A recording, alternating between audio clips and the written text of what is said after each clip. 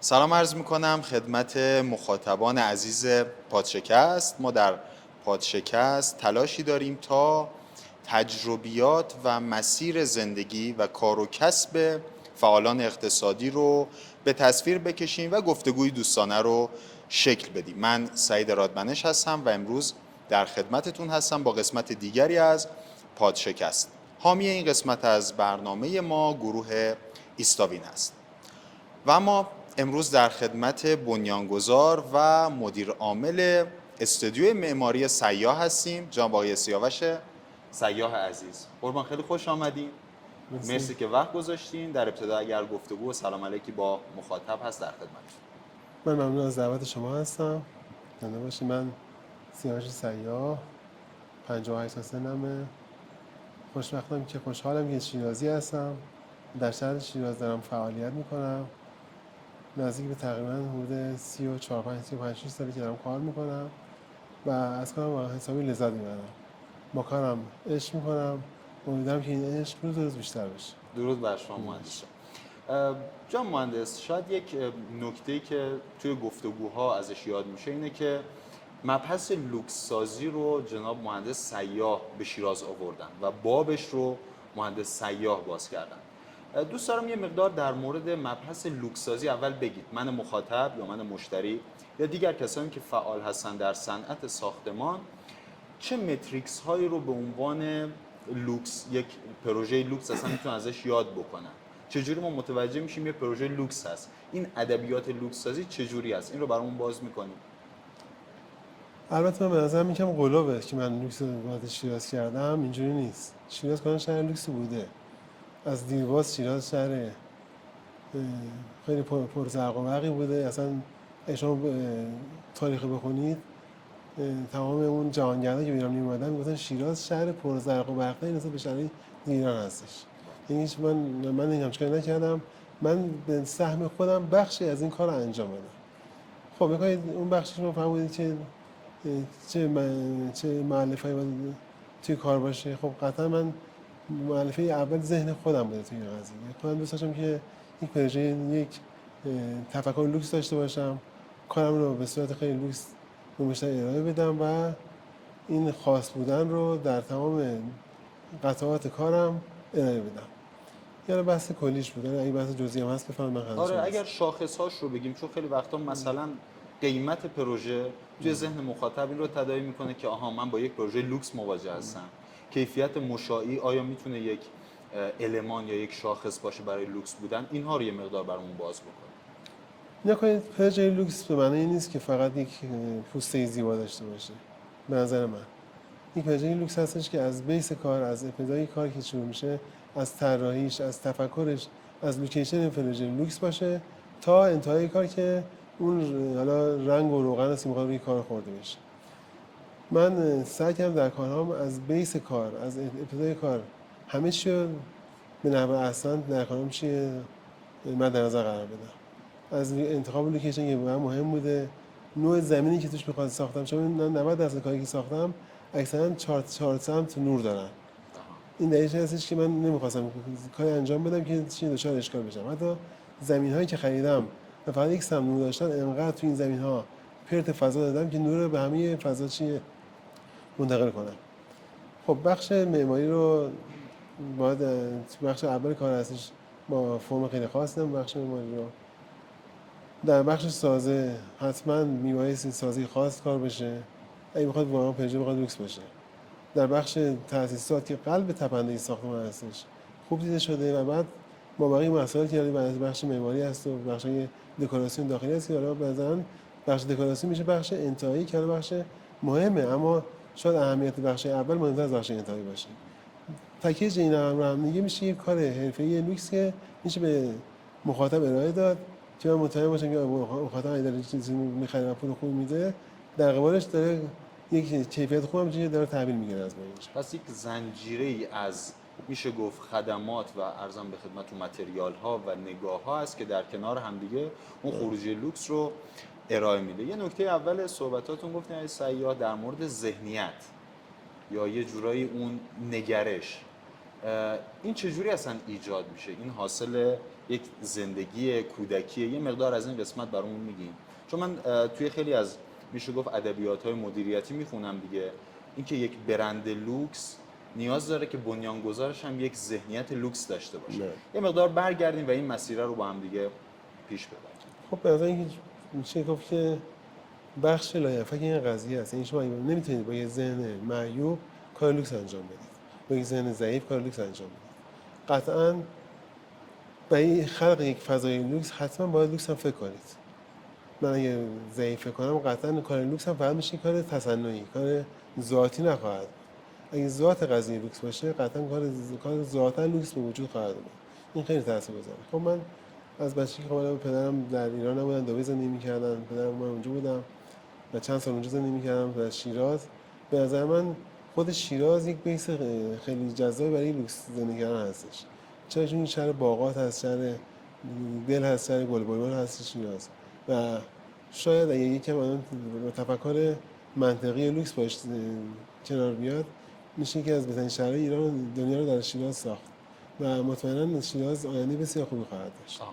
پس اون برهه ابتدایی زندگی یا اون مسیر اولیه با اون حالا بیزینس پدری و محیطی که توش بودید یه جورایی اون نگرشه و اون تمایزه اصلا توی میشه گفت مسیر فکری شما نقش بسته بود، درسته؟ درسته، اما این از که من زمانی در دبی بودم بچه بودم و سنم خیلی کم بود. اون زمان دبی از ایران ضعیف‌تر بود، یعنی که اون زمان دبی خیلی لوکس بود. نه مثلا من یادم زمانی که دبی زندگی می‌کردم فقط منطقه ما بودیم، شاید چند خیابان اطراف ما فقط آباد بودن و آسفالت بودن. ایرانی‌ها فقط زندگی خوب داشتن. اونجا خود عرب‌ها اونجا زندگی خیلی خوب نداشتن. ما بقیه مناطق اطراف همه اونجا لم بود، شنواسه بود و خیلی لوکس نبود. اما چیه؟ اما شاید همون سفرهایی که من از بچگی خب رفتم برگشتم، اصلا اون ابتدا سوار پرواز می‌شدم، پرواز لوکس بود. خب دوست داشتم لوکس بودن و این احساس می‌کردم از یک چیزی ماورا باید داشته باشم که من خودم رو ارائه بدم. و حتما از اول دارم می‌خواست خدمان بشم خودم.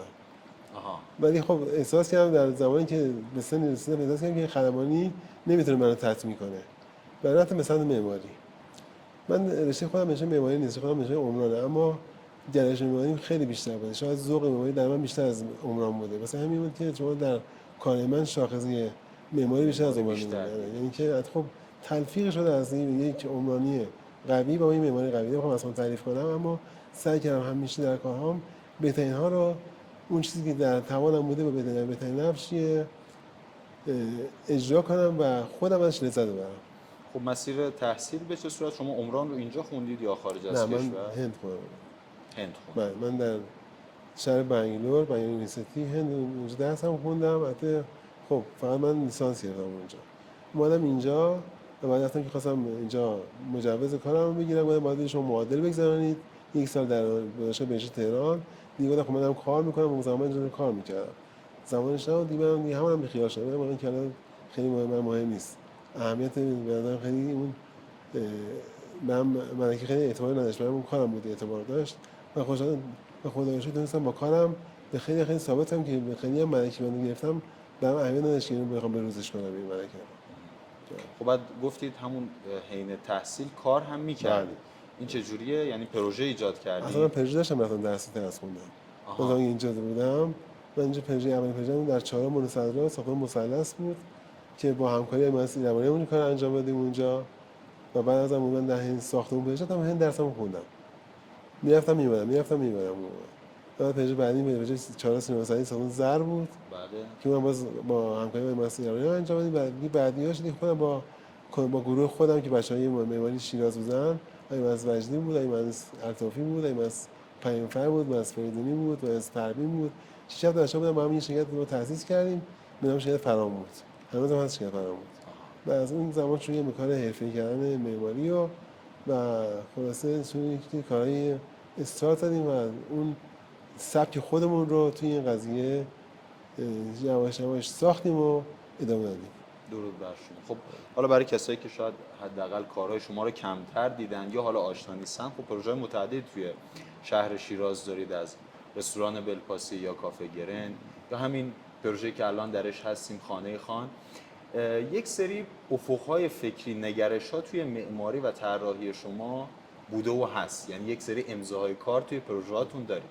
اونا رو یه مقدار باز می‌کنید، یک سری متریال‌های خاص، یه سری نقطه نگاه‌های خاص.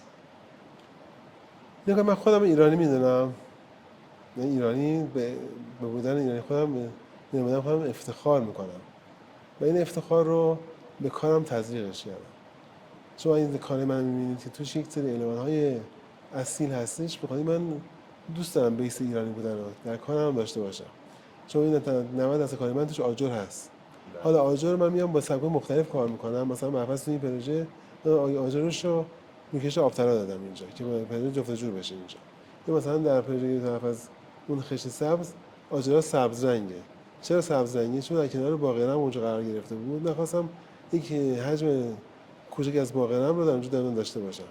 روی همین است، خب منم بر اساس اون فضایی که داشتم اونجا متناسب با اونجا این کار رو انجام بدم. و حالا بیس رنگایی که ما داریم توی کارمون، رنگ فیروزه که رنگ اصیل ایرانیه، یا رنگ‌های آجری قهوه‌ای که رنگ‌های اصیل ایرانی هستش، در کار ما کاملا مشهوده. من سعی کردم که ایرانی بودن رو در کارهای مدرن و کارهای آوانگارد هم ارائه بدم. یه جورایی یه نقطه تمایز یا یک تفاوتی توی کار شما همیشه دیده میشه و فکر میکنم دیگه نهایتا این رو به صورت پرکتیکال و عملیاتی توی استودیوی معماری سیاه دیگه به صورت ارزم به خدمتتون پروژه‌های متعدد دارین ارائه میدید. کی تصمیم گرفتین که این استودیو رو ایجاد بکنید و ارزم به خدمتتون به صورت برندینگ روی حوزه، حالا میشه گفت واژه سیاه، پروژه‌هاتون رو پیش ببرین؟ کی بود اصلا ایجادش و استارتش؟ ایجاد این قضیه که برمیگرده به حدود تقریبا زمانی که این فضای مجازی تقریبا جا افتاد در جامعه. من احساس کردم که بیانسازی باید به فرم دیگه انجام بشه. خب من تا قبلش کارام شاخص بودن، مشخص بودن. که از دلیلی من کارم مشخص بودم این چی هستش که من اهل کپی برداری نیستم. من اینجا هیچ کتابی رو باز نکردم، کاتالوگ باز نکردم، از کاتالوگ بخوام کاری انجام بدم. چون من تمام کارام خود خالص خودشون هستن، اینکه از هیچ جا برداشت نشدن. شما اگه برفرض مثال این جایی رفت ببینید که این چیزی مثل شبیه ما هست، اون از ما کپی برداری کردیم. ما از یک چیه کپی برداری داشتیم ساختمون رو. این از شاخص رو می‌کنم. من این شاخصی کردم اون زمان. خب اینا بوده. بعد در یک زمانی احساس کردم که یه جامعه داره به سمتی میره که میبایستی که یکم همیشین به صورت بازتر و جهانی‌تر آدم خودش رو نشون بده. این شد که از زمان سعی کردم که خب این باید قضیه بشم. یکی از مسائلی که توی قضیه به رشدش و به رشد من کمک کرد سن و سال بچه‌ها بود. که مثلا این بچه‌ها که دیگه خودشون باید دانشگاه شدن و اونا هم همکاری کردن و با بچه‌ها واسه پسرم و دخترم با این مجلسی رو خیلی حرفه‌ای‌تر پیش بردیم. الان چند نفر هستن توی استودیو معماریتون؟ بکنید من و سپر ساغر خب بچه‌ها هستیم که حالا بنیانگذارا هستیم توی این قضیه. ولی خب تو مجموعه ما بچه‌ها زیاد هستن. شاید بخش معماری 7 نفر هستن. بخش ساز عمران خب خیلی بیشتر هستن. بخش فنی خیلی بچه‌ها بیشتر هستن. و حالا کارگری فنی هم زیاد داریم. من آمارش دقیقاً یادم نمیاد. خب بچه‌ها یه شاید ما به صورت کارمند ارزم موضوعتون مثلا ما کامل رسمی شاید بوده یه 50 نفری باشه. 50 نفر. حالا شاید برای مخاطبان یه مقدار جالب باشه که توی این فضا یک برند لوکس آیا ویژگی خاصی برای استخدام و جذب دارین؟ یعنی اصلا الان نیروی اصلا میگیرید و اگر قرار بگیرید چه ویژگی‌هایی لحاظ می‌کنید؟ ما چه مجموعه‌ای هستیم که هم معماری و هم اجرا رو انجام میدیم. برامون هم مؤلفه معمارا و مجریامون خیلی مهم هستن، هم مجریای فنیمون خیلی مهم هستن که دارای یه مؤلفه خاص باشن. اون صلاحیت یا حالت تخصصی رو داشته. دقت از موضوعتون نگرش باز، به روز بودن و راحت بودن. من توی کارام دست تمام بچه‌ها رو باز می‌ذارم. بچه‌ها که کار می‌کنن خودشون می‌دونن. من یه باشه کاری انجام میدم، من از این که بخواد کاری تخریب بشه از اون ساعت نمی‌ترسم. چرا؟ چون که معتقدم باید بچه جوونا رو حمایتشون کرد. یه جوری اون خلاقیتشون حفظ بشه و قلقلی بشه یه جورایی. ما سعی کردیم که بچه‌ها رو طوری بار بیاریم که خودشون باشن که بعد از چند سال این سیاه کوچکتون ساخته شده باشه. یه موقع نبودم لاغت چیه بتونم چیزشون حساب کنم. بسیار. خب همون در مورد استودیو معماری بیشتر صحبت کنیم. افقی که برای محیط کاری و فضای کسب و کارتون می‌بینید چی هست؟ یه جورایی چشم‌اندازی که ترسیم کردید برای این استودیو به چه صورته؟ من که معتقدم شیراز شهر رو به پیشرفتی است، ایران رو به پیشرفته. من آینده رو خیلی زیبا می‌بینم. مطمئنم که تا چند سال آینده ایران یکی از بهترین کشورهای منطقه خواهد شد و شیراز هم میشه به نظرم شیراز میشه نقطه عطف ایران. به نظر من اینطوری خواهد بود، چون شیرازی هستم اینجوری فکر می‌کنم، چون دوست دارم شیراز. ولی من می‌دونم شیراز آینده بسیار خوبی داره و به همین دلیل در شهرم دارم خوب کار می‌کنم و آینده رو روشن می‌بینم و مطمئنم هر روز سعی می‌کنم که پیشرفتم از روز قبل بیشتر خواهد بشه. به دنبال خلق یک اثر موندگار هستید توی این شهر. 100%. اصلا این آرزوی هر معماریه. آرزوی هر معماری هست که در نهایت یک کاری انجام بده که از خودش اثر خلق کنه که به موندگار بشه. من اول خوشحالم که تو این چند سال اخیر، به خصوص این 7 10 سال اخیر، معماری جدیدی که وارد شدن و معماری حتی قدیمی خیلی خیلی تفاوت پیدا کردن. الان شیراز که از بهترین شهر ایران در زمینه معماری به نظر من. به نسبت جمعیت شیراز، به نسبت جمعیتش، به نسبت جمعیتش حتی از تهران هم بهتره به نظر من. در شهرهای دیگه هستن معماری خوبی که الان خوشنام هستن و خوب کار میکنن، اما به نظر من شیراز مثلا جمعیت کمی 2 میلیون داره، معماری که کار میکنه واقعا بی‌نظیر هستن. من مطمئنم که آینده معماری شیراز آینده بسیار زیبا و قشنگی و من به همه بچه‌ای که توی شهر کار میکنن افتخار میکنم و امیدوارم که همشون یک روز در تمام دنیا اسامیشون رو نقاط خوبش دنیا نوشته شده باشه ان شاءالله. بسیار عالی. از آینده گفتین، یه مقدار از پروژه هایی هم که در دست دارید و در حال ساخت است برامون میگین و بعد میپردازیم به مدل هایی که کلا کار رو پیش میبرید. از پروژه های جدیدتون یه مقدار برامون بگید. پروژه جدید که ما چند پروژه داریم که الان از موضوعتون توی خاکشناسی هستش. پروژه به نام پلباغ هست. این پروژه یه زمین 2500 داره. پروژه که ما 4 تا برج طراحی کردیم اینجا. چرا 4 تاش کردیم؟ که باز بحث نور بوده. من اون 60% هم کردم 40%، اتفاق میگم بیشتر کردم. و تمام این پروژه، تمام واحدام 4 تا تک واحدی هستن که همش کامل نور دارن. من در حالت معمولی که خواستم انجام بدم پروژه رو، نزدیک شاید 400 نماد داشتم. به حالت معمولی که خواستم مثل حالا پروژه معمول اطراف کار کنم، اما ما این کاری که انجام دادم دقیقاً نمای من شد 6400، یعنی دقیقاً 16 برابر شد. خب می‌دونی که پرهزینه ترین بخش ساختمان نماشه. اونم نمایی که ما کار می‌کنیم، نمایی خیلی گران قیمتی ما کار می‌کنیم. خب این هزینه رفته بالاتر، اما چیه؟ مخاطبم، اون کسی که خریدار کار من هستش، من کار من میشناسه، با خیال راحت‌تری می‌خره و من اون لااقل خیالم راحته که چیه، اون چیزی که فروختم درست فروختم، به جا فروختمش و درش قلقشی نبوده، درست بوده این قضیه. خب پروژه خاکشناسی از این بعد پروژه ما دیگه دادیم توی میدان علم است. یه برج 16 طبقه است، یعنی تقریبا 12 طبقه ساخته شده و بقیه داره ساخته میشه اونجا. کل علم یه برج هست که بتونی است، روش تابر هست اونجا هستش.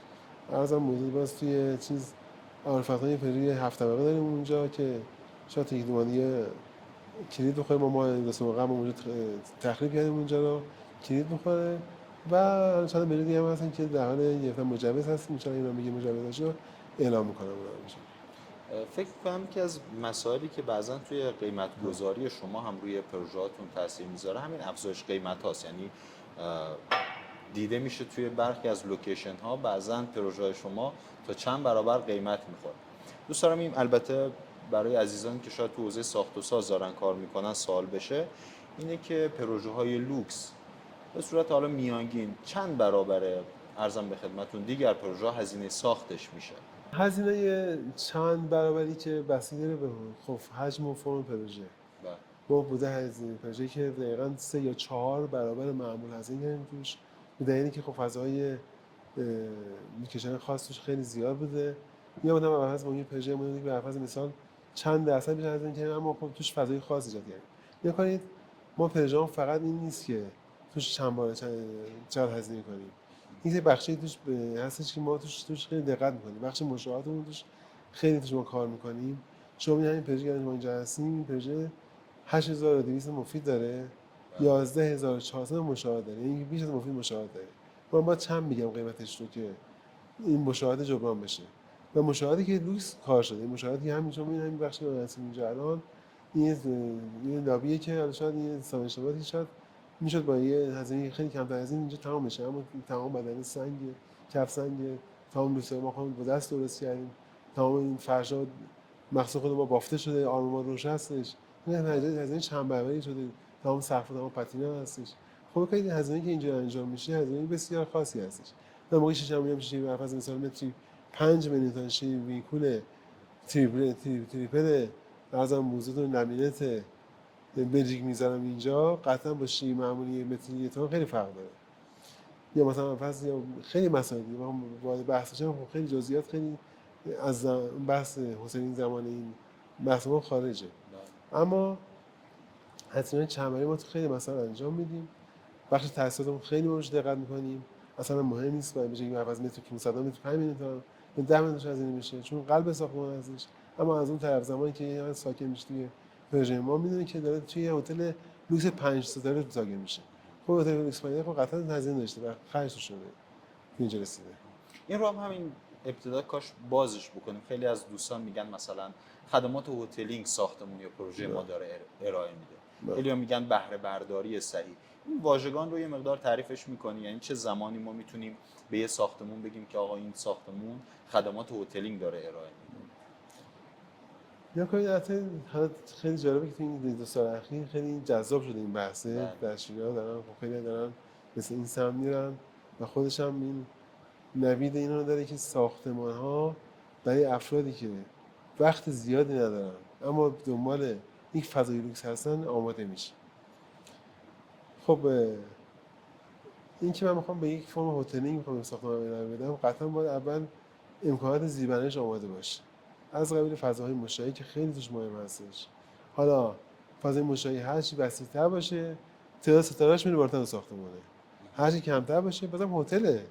هتل ما 4 ستاره داریم، ما 5 ستاره داریم، ما 3 ستاره داریم، واسه میگن ستاره‌اش واسه اون امکاناتش داره. مثلا این ساختمانی ما اینجا هستیم تقریبا میشه یه هتل 5 ستاره است، جایی که هم فضای بزرگی داره، هم فضای مشاهی خوبی داره، همین که باغ خوب هستش. ما اینجا نزدیک 5000 و بعد فضای 100 داریم تو این ساختمان پروژه‌مون. 3 تا استخر داریم ما اینجا. ازم 2 تا جکوزی 12 نفره و 8 نفره ما داریم اینجا.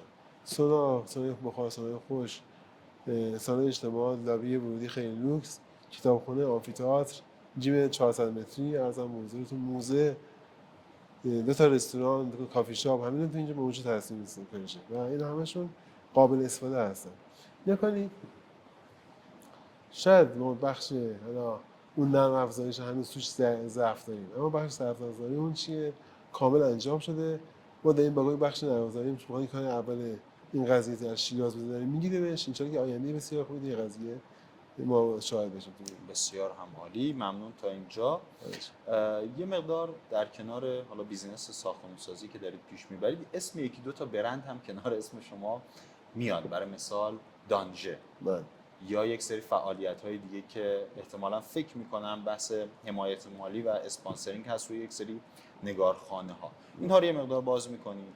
بله، از هم موضوع دانژه که فروشگاه عطریات، حالا من باز فروشگاه لوکسیه. من حقیقتاً وارد اونجا به صورت خیلی اتفاقی شدم. دوست داشتم که اونجا رو می‌خواست آماده کنم واسه همچین فروشگاهی. بعد من واسه اونجا رو دکوراسیون کردم، گفت انجام بدم، پوش بعدم بهت میدم، من باشه دوستم بود انجام دادم. بعد براش اتفاقی افتاد نتونست اونجا رو ادامه بده، با که دیگه دوستام اونجا رو خودم انجام بدیم و من گردنبارم شد اونجا منم که اتفاق افتاد. در مورد دانژه، در مورد اون بخش مسائل اون هنریشون فرمایید، من همیشه از هنر حمایت کردم. دوستای زیادی هستن که حالا هنرمند بودن یا تو کار موسیقی بودن یا تو کار تئاتر بودن یا تو کار نقاشی بودن، ما همیشه باهاشون همراه بودیم، استفاده شدیم. تو بخش اون آرت گالری هم که پسرم داره که کار می‌کرده تا چند ماه پیشم فعال بود، حتی هم تعطیلش کردن. خب هنوز اون برنده هستش کار می‌کردن. خب ما اسپانسر بودیم، همراه بودیم. پسرم خیلی محکم این قضیه سرمایه‌گذاری کرد، هنرمندان رو ما جذب می‌کردیم و ازشون حمایت می‌کردیم بدون ایشون پرداخت دریافت وجه ازشون حمایتشون می‌کردیم فقط به اینکه چیه هنر در شهر شکوفا بشه. البته یه علاقه شخصی هم فکر می‌کنم خودتون دارید دیگه. اصلا یه کلکسیونر هم هست. هیچ معماری وجود نداره که هنر بخش از زندگیش نباشه. همه معمارا اصلا بیس زندگیشون هنره. آره من مورد کلکسیون، من این کلکسیون قطعات عتیقه هم دارم که اینا رو تو موزه همینجا دارم شو میکنم، انشالله به زودی شو خواهد شد، تشریف ببینید. بسیار درود بر شما. سلام مجدد خدمت همراهان پادشکست. در ادامه صحبت هامون با مهندس سیاوش سیاح میپردازیم به موضوعات متنوعی در مورد زندگی، چالش ها و همون واژه‌ای که تحت عنوان پادشکنندگی نام پادکست و گفتگوی ما هم هست. من با مهندس صحبت میکردم در مورد همین واژه پادشکست یا پادشکنندگی. خب توی زندگی انسان‌ها، موجودیت‌ها، نهادها، حتی جوامع نقاطی وجود داره که بعضاً یک چالش یا یک بحرانی رخ میده و علاوه بر این که شکست یا یک تداوم رو ایجاد نمی‌کنه، بعضاً نقطه‌ای است برای رشد و بهبود. برای مثال ما خیلی می‌بینیم خیلی از جوامع اعتراضات یا بحثایی که پیش میاد نهایتاً علاوه بر اینکه سرکوب میشه، در خروجی تبدیل میشه به یک اصلاحات بزرگ یا یک انقلاب بزرگ. یا برای مثال بحران مالی 2008 آمریکا که خیلی از کسب و کارها درست از بین رفتن، شکست براشون اتفاق افتاد، اما برای خیلی‌هاشون همین نقطه بحران تبدیل شد به یک نقطه رشدی. دوست دارم ادامه بحثمون رو با یک تیتر خبری مهندس پیش ببرم. مهندس سیاح در پروژه خانه خان ورشکست شد. اما امروز خانه خان هستیم، یک پروژه که بهره برداری شده و عملا داره کارش رو پیش میبره. استوری و داستان خانه خان و اون چالش هایی که براتون اتفاق افتاد رو دوست دارم از زبون خودتون بشنوم. البته خب باشه کسی که خدا نکنه اتفاق نیفته اینجوری نشده. نکنید در هر کاری سختی‌هایی وجود داره. بله. این که ما میگیم شکست وجود نداره اصلا. شکست مال کسی هستش که به خودش ایمان نداره. انسان باهاش ایمان داره شکست نشونه. حتی همون نقطه که صفر میشه باز شکست نیست. بخشی از کار و زندگیشه. بله. من باید قبول کنم که دارم کار میکنم و در کارم همه چی اتفاق ممکن بیفته. مثل اینکه که بعدش میگه آقا چون اگه میخوای آسیب ببینی بعدش نکن. خب معلومه. یعنی کسی بخواد آسیب ببینه بعدش نمیکنه دیگه. یا اگه میخوای موفق باشی و شکست نخوری کار نکن. خب قطعا همینه. یا کنید در مملکت ما درسته که ما من گفتم شیراز و ایران کشور گلوبالی هستش، اما خب بالاخره مسائل اقتصادی وجود داره و همین که ما از دنیا به دنیا وصل نیستیم و از دنیا دور شدیم، این خودش یک بخش خیلی بدی در کار ما هستش. ما کارمون که همیشین وضعیت سیاسی و اقتصادیمون به دنیا وصل بود، شاید ما موفق‌تر بودیم. خیلی تاثیر داره که این موضوع در کار من تاثیر داشت. من در سال 94 با شریک آقای منصور رضایی رفتیم و از ایتالیا در شهر بولونیا نمایشگاه چرسای، نمایشگاه بزرگی هست که هر سال برگزار میشه که بهترین نمایشگاه سنگ مسمی دنیاست و به روزترین متریال دنیا میاد اونجا. ما رفتیم اونجا و نمای اینجا رو خریداری کردیم. به اضافه سرمایه سرویس ها و شیرات اینجا خریداری کردیم. عرضم به حضورتون که اواخر سال 94 اوایل 95 بود. نزدیک به 600 از ما حجم کار آماده بود در مورد ایران. ما کار انجام بدیم اینجا. نمان انجام بدیم. و داخلی هم انجام بدیم. بخش اعظمش نزدیک 2000 خورده بهتون موند. این که موندهش آدم حضورتون ما خب چند ماه بعدش تولید شد بعد ایران رفت توی گمرک، دقیقا خورد به بخش تحریمات توی گمرک موند و ترخیص از گمرک نشد. تا 98 توی گمرک مونده بود اینا. و ما از این 3 سال لنگ این قضیه بودیم. خب یه همچین پروژه‌ای که 3 سال یا بخاطر نماش بمونه باشه موزل هستش.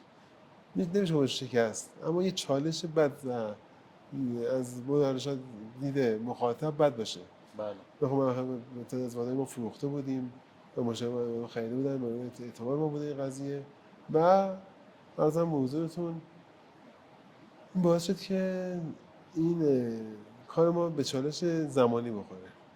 در سال 98 تأخیر شد، برگشت رفت ایتالیا و برگشت رفت ایتالیا از طریق دومی من ایران. نزدیک 900 از این سرمایه شکست بود شد. و مابقیش رسید ایران. اون مجددا ما سفارش دادیم و من نیومد. رفتیم از همون من نزدیک یک سال دنبال یک سنگی بودم که با این سنگ رو جداش کنم من دیگه. که بالاخره من که تمام دو جور شد اینجا، واقعا این قضیه همین بحث فقط گمرک بود و تحریما. کنید این به من تجربه من شد که توی کارم از این به بعد برای اینکه کارم رو یک همچین کارهایی رو بتونم خاص انجام بدم، درست انجام بدم، از هم اول فکر همه چی بکنم. اینی که همزمان با کار همه پیگیری کنه، بخواد مسائل بخرید، درسته، خیلی خوبه، اما چیه باید همون زمان چیزی رو بخریدم که همون موجود بود. اگه بود هم می اومد ما تقریبا یه سال میشد اینجا. خب ما در اصل این زمان به هم اتفاق افتاد، باعث شد که این مقداری بدنام شدیم تو این پروژه و زمان ما زیاد شد. اما خب خوشبختانه چون پروژه شاخص خوبی بود و خدا رو شکر و من دوستانی که اینجا خریدن دوست با من بودن و می‌دونستن توی این قضیه قلقش وجود داره و ما واقعا ذاتاً از دست ما قضیه خارج بود، جمعش قضیه رفت. اما به من دست بزنی به من شد توی این قضیه که به دقت بیشتر کارم رو انجام بدم. پس عملا میشه گفت فشارهایی که اون زمان بود، یکی بحث زمانبندی ها بود، یکی اون ضررهایی که به واسطه از بین رفتن برخی از متریال ها بود، و یک سری هم فشارهای روانی احتمالاً از کسایی که سرمایه گذار بودن، خریداران و دوستان و اطراف، و حالا برخی از شاید بحثاً روانیش 90% رسانه خود ما ها. بودیم که اصلا خورد بود. نکنید ما که کارش به خاطر یک موضوع خیلی بیخود گیر باشه، از روانی به هم میریزه. ببین شما مگه میشه که من کاری میخوام انجام بدم، قول و قراری دارم، من بالاخره اعتبارم درگیره و بعد نتونم انجام بدم و جنسم جلوی چشمم باشه، توی گمرک باشه. من خریدم کردم، پولم دادم، کارم انجام دادم، اما جنسم به دستم نمیرسه. این است که مقدار این باعث شد که چیه ما بیشتر تو این قضیه از روحی ضربه بخوریم. اما خب خدا رو شکر تموم شد، رفت و میگم مثلا این شکست نیست، اینا میشه گفت که این تجربه زندگی هستش که به دست میاد و تجربه هم چیه به راحتی به دست میاد، این همچین طرح به دست میاد. این نقطه رشدی بود. بله بله بسیار صد عالی. مهندس، شما توی مسیر کاری خب کارهای متفاوت زیاد انجام دادید، احتمالاً تصمیمایی هم که گرفتید به واسطه بدی بودنشون، نو بودنشون، حالا از دوستان، ممکنه خانواده، چالش هایی رو هم براتون پیش بیاره که بعضا انجام نده، یا ریسک هایی باشه که شما خودتون فقط اونها رو به قولی راه حل ها و راهکارهاش رو میدونید. از این نقاط و این چالش ها هم چیزی بوده توی این مسیر؟ خب من ریسک زیاد کردم میکنم. مثلا زمانی بوده که بدون هیچ سرمایه کاری بزرگی انجام بدم، خب قطعا کسی هم خبر نداشته، چون به چند دلیل این میدونستم که من سرمایه‌ام در حد کارم نیست، قطعا خریدارم با اون فرمت با راحتی با من کنار نمیاد. یعنی خیلی کارهایی میکردید که بعضا سرمایه‌اش هم نداشتید؟ نداشتم آره. کنم. آره و عرضم حضورتون که اما میدونستم که نهایتش موفق خواهم شد. چرا؟ چون به خودم ایمان داشتم. خب این قضیه در خونم، در خانواده‌ام این قضیه بوده. تو قدر خانمم با این قضیه خیلی موافق نبود، مخالف نبود اما موافقم نبود. یعنی میخوام که خیلی خاص انجام بدم. حتی میگم یک بار من تو اون تدیکس هم گفتم که من یک بار خانمم میگه موضوع من با متعهد شده بود و تا چند روز خوابش نمیبرد اصلا، اینقدر بهش سنگین بوده از این قضیه. اما کردم و خوشحالم چون به خودم ایمان داشتم و خودم رو قوی‌تر از این حرفا می‌دیدم، موفق شدم. و شاید یک بخش از این قضایا مخاطب داشتن دوستای خوب و شریکای خوب بوده که توی این قضیه من با من همراه بودن و یاری کردم. از همشون من توی این قضیه توی اینجا اصلا تشکر می‌کنم. بسیار. پس این همراهی شرکا و دوستان بوده. علاوه بر این که حالا اون ایمان و قوت قلبی که خودتون داشتین کمک میکرد که این مسیرهای پیچیده رو قدرتمندتر. به این هست که من یه آدمی هستم که ذاتاً رفیق باز هستم، با دوستام خیلی دوست هستم. برای همین هست اون اطمینان رو بهشون تزریق می‌کردم و ازشون اطمینانش می‌گرفتم. مهندس، با هم یک گفتگو میکردیم، شاید یه ویژگی که باعث شده بعضا پروژه‌های شاخص و کارهای متفاوتی شما خلق بکنید، حالا توی ادبیات و شاید گفتگوی مصطلح اسمش باشه خودمحوریت یا یک تصمیمات فردی، این رو اصلا چجوری میبینید این موضوع رو؟ آیا این لازمه مثلا فضای کارآفرینی و استارت این چنین تفاوت‌ها و تمایزها هست، یا موضوع دیگری بک‌گراندش وجود داره؟ قطعا هست. استبداد بخش مهمی از این کاره. من میگم گفتم به شما که همکاری که با من کار میکنن من خیلی آزاد میذارم که کارشون رو انجام بدن، اما از طرفی هم خیلی مستعد باشون برخورد میکنم. دلم نمیخواد کارشون ذره کم و زیاد بشه. تو کار خودم دقیقاً این موضوع مشهوده، یعنی چیزی من من اون دید خودم رو در کارم دقیقاً همون اجرا میکنم، ولی اینکه اگه من یه اشتباه است، چون من آخر کار میبینم اون همزمان من نمیتونم بیام ذهنم رو در ذهنم بزنم. تو مثلا من این سنگ اینجا کار میکنم، این سنگه قطعا میام آخرش خودی پتینه بشه، این چوب با کنارش به اون پارچه ببرش و قطعا اینا در کنار هم یه نهایت خوبی بهم میده. اون همین است، باید استعداد تو کار باشه حتما. نه کار معماری اگر معمار مستبد نمیشه نمیتونه خلق کنه. خلق یک چیز نیاز به استعداد داره مثلا. البته ما الان داریم از واژه استبداد اون بعد مثبتش رو بله. قطعا به کار میبریم. من توی یکی از رفرنس های حوزه کارآفرینی میخوندم مهندس، حالا اینجا شاید اسمش استبداد و خودرأیی باشه، اما بسیاری از کارآفرینان و بزرگانی که توی صنایع مختلف در حال فعالیت هستن یه جورایی این حالا خودمحوریت تحت عنوان ایمان داشتن به اون مسیری هست که شاید بقیه نمیبینن اما خود کارآفرین میبینه. همون چیزی که شما فرمودین، دیدن آینده‌ای که بعضا شاید توی نقطه نگاه دیگران بقیه نش به تصویر کشید. دقیقاً نش به بقیه به تصویر کشید، اما من به تصویر کشید داشتم. من نهایت کار میبینم و همین هستش که این هم از شما درسته. این خودرأیه تبدیل میشه به از دیدگاه دیگران استبداد، از دیدگاه خودم میشه کار درست انجام دادن، انجام کار درست. و اینکه افراد هم میبینن این درست بودن رو و همراه میشه. بسیار همراه. به میشه گفت انتهای گفتگومون نزدیک میشیم جناب مهندس. احتمالاً برای دوستان و علاقمندان هم شاید جالب باشه که با این همه نقطه تمایز و نگاه متفاوت چرا مهندس اینجا مونده، چرا هیچ وقت نخواسته بعضن بره یا پروژه رو خارج از ایران پیش ببره، یا اصلا اساساً اسم و کلمه شیراز همیشه توی کلامش جاری. خب این که من دلیل این رو همه میدونن، نیاز به گفتنش نیست. علاقه به شهرم ازش، نه فقط من، ساقرم هم اینجوری، دخترم هم اینجوری هستش، پسرم هم اینجوری، یعنی دقیقاً اونا هم مثل خودم شدن. اونا عاشق این شهر هستن، حاضر نیستن پاشون عجیب بزنن بیرون. من شهرمو دوست دارم و معتقدم که منها باید این شهر رو بسازیم. من یه آمریکا رو یه شیرازی ساخته، آمریکا رو آمریکایی ساخته، لندن هم لندنی ساخته، استکهلم ساخته. منم شیراز هم باید شیرازی بسازه، یعنی این شیراز باید توسط یک شیرازی ساخته بشه و من معتقدم برای ساخت شهرم باید تلاش کنم، باید زحمت بکشم، بنا شده به قیمت حالا همون شکست که شما اسمش هر چیزی دیگه، اما در نهایت باید ما یه برون رفت خوب داشته باشیم. معتقدم که دلدادگی به شهر میشه باعث پیشرفت انسان میشه. بسیار هم عالی. و نهایتا این که چشماندازی که برای خودتون میبینید چی هست در این مسیری که حالا در پیش داریم؟ خوب و موفق. بسیار هم عالی. ما دید فقط مثبت این موضوع رو. درود بر شما. خیلی خوشحال شدم مهندس جان از گفتگو با شما، لذت بردم. اگر صحبت پایانی هم هست با مخاطبان از همین دوربین میتونیم با اونها داشته باشیم. صحبت خاصی ندارم، فقط خواهش می‌کنم از میگم که گفتم توی حرفام خوشبختانه توی چند سال اخیر معماری در شیراز خیلی متحول شده. من همه معمارا رو با آینده خیلی بهتر می‌بینم توی این وضعیتی که پیش اومده. مطمئنم که آینده معماری شیراز بسیار روشن خواهد بود. همگی دست در دست هم می‌شود شهری بزنیم که لیاقت حداقل بچه‌ی ما رو داشته باشیم انشالله. درود بر شما. سپاس از مخاطبان عزیز. مرسی که ما رو با این قسمت از پادشکست همراهی کردید. وقت بخیر و خدا نگهدار. خدا نگهدار.